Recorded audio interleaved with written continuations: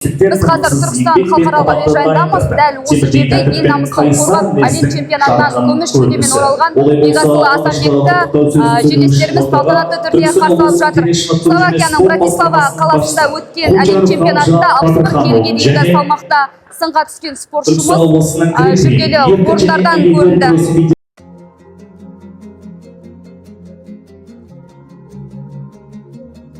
Жас балуанның жеңісіне қуанып, әуежайға жиналған жұрт оған ыстық ықыласын білдірді. Жеңімпазды қарсы алуға туған туыстары, жерлестері мен спорт саласының өкілдері арнайы келген.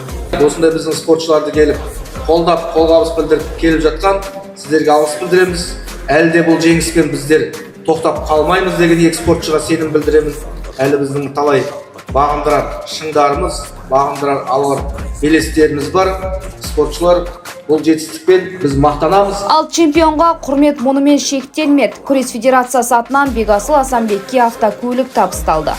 Осында кәсіпкерлердің қолдауымен екі қос Асанбек ағайынды бауырларымызға автокөлік жалпы сыйға беріп жатырмыз.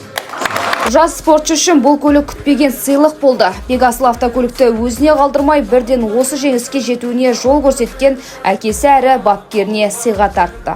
Осы көлікті бізге емес, осы әкеме табыстағым келеді.